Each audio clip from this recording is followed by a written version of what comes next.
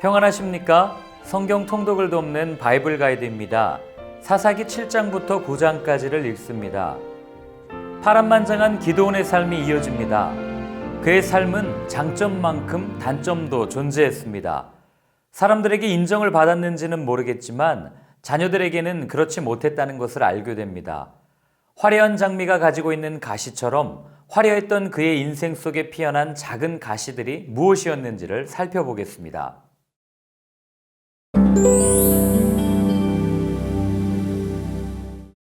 드디어 미디안과의 결투가 시작됩니다. 전쟁에 앞서 하나님께서는 기드온에게 한 가지 요구를 하십니다.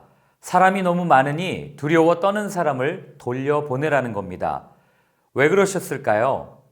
많은 사람이 올라가서 싸워 승리할 경우 자신들의 힘으로 이겼다고 자랑하게 될까 봐 염려하신 겁니다. 두려워서 돌아간 사람이 2만 2천 명으로 10,000명이 남았습니다. 그런데 10,000명도 많다고 하십니다. 기드온은 말씀하시는 대로 물을 마시게 해서 혀로 핥아 먹는 사람 300명을 제외한 나머지 사람들을 돌려보냅니다. 상식적으로 보면 절대적으로 불리한 싸움입니다. 승리가 불가능해 보입니다. 어떻게 승리했을까요? 그날 밤에 하나님께서는 브라와 기드온을 미디안 진영으로 정찰을 보내십니다. 그들은 거기서 재미난 이야기를 듣습니다. 한 사람이 꿈을 꾸었는데 보리떡 한 덩어리가 미디안 진영으로 굴러와서 장막이 무너졌다는 이야기였습니다. 이미 미디안 진영에 이스라엘 군대에 대한 두려움이 팽배해 있었다는 것을 말해주는 사건입니다. 이에 기드온은 출격 명령을 내립니다. 300명을 세 팀으로 나누어 왼손에는 나팔을, 오른손에는 횃불을 감춘 항아리를 들고 진영 가까이에 가서 항아리를 깨면서 여호와를 위해 하라, 기드온을 위해 하라 함성을 외치게 합니다. 결국 하나님과 기드온에 대한 두려움에 사로잡혀 있던 미디안의 연합군은 혼비백산하고 이스라엘은 대승을 거둡니다.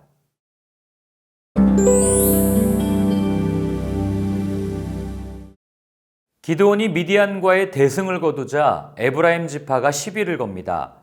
미디안 전쟁에서 자신들을 제외한 것에 대한 불만이었습니다.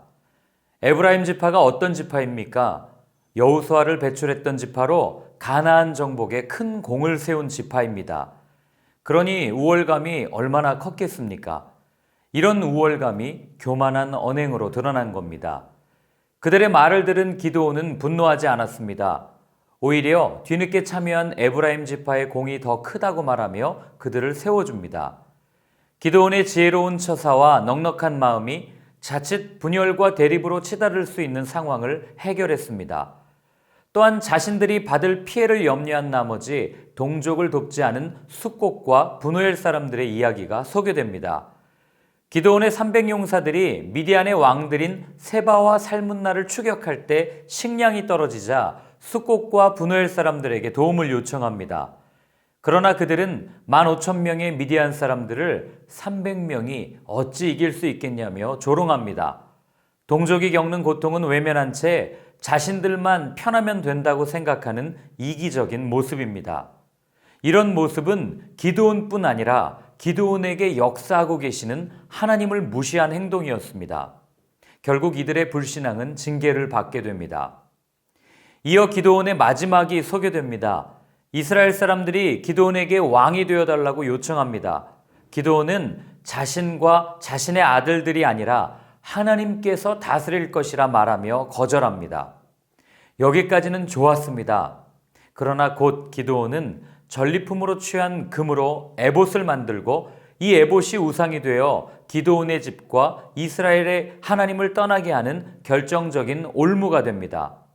또한 30절에 아내를 많이 두어 70명의 아들이 있었다고 나오는데 이는 그가 말년에 사치스러운 삶을 통해 영적으로 나태해져 있었다는 것을 보여줍니다. 이렇듯 사사기 8장은 기드온의 훌륭한 점과 잘못된 행위를 모두 드러냄으로써 사람이 가지고 있는 죄성과 한계, 연약함을 보여줍니다.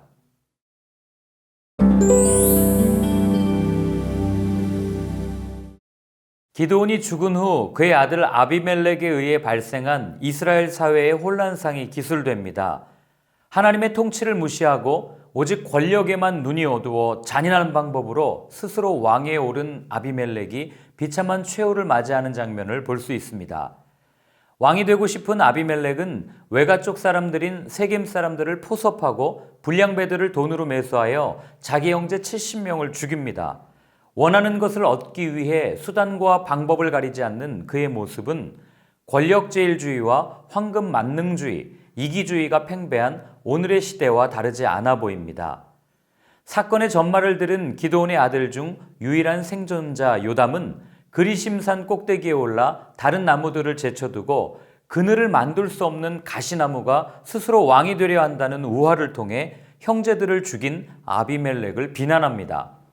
하나님께서는 아비멜렉을 추종하던 세겜 사람들과 아비멜렉 사이에 악한 영을 보내 분열이 일어나게 하시고 결과 에벳의 아들 가알이 주축이 되어 아비멜렉과 싸우게 하십니다. 이어진 아비멜렉의 공격에 의해 세겜의 족속들이 도륙당하며 여룻바알의 아들 70명을 죽이고 피 흘린 죄값을 돌려받습니다. 또한 데베스 성읍을 공격하던 아비멜렉은 여인이 던진 맷돌 윗짝에 맞아 죽습니다.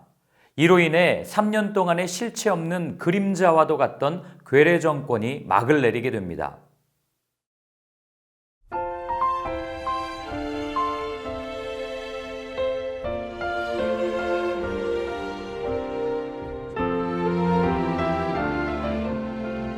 한 사람에 대한 평가는 그가 죽은 이후에 정확하게 이루어진다는 말이 있습니다. 훌륭한 사사였던 기드온은 많은 일들을 감당하지만 두 가지 실수를 합니다. 첫째는 성공 앞에서 마음을 지키지 못하고 에봇을 만들어 올무가 되게 한 것. 둘째는 자녀 교육에 실패했다는 점입니다. 본인은 권력이 하나님에게서 주어진다는 것을 알았기에 왕이 되어달라는 요구에 응하지 않았지만 그의 아들 아비멜렉이 스스로 왕이 되고자 했던 것을 보면 신명기 6장에 나오는 부모로서의 책임을 다하지 않았다는 것이 증명됩니다. 신앙은 내게서 끝나지 않습니다. 나 홀로 잘 믿는다고 칭찬받을 수 없습니다. 나의 신앙은 자녀들을 통해 확증되기 때문입니다. 다음 세대가 교회에서 떠나고 있는 것은 어쩌면 아비멜렉과 같이 자신의 욕구 충족을 위해 살아가는 이 시대 그리스도인들에게 주시는 하나님의 경고가 아니겠습니까?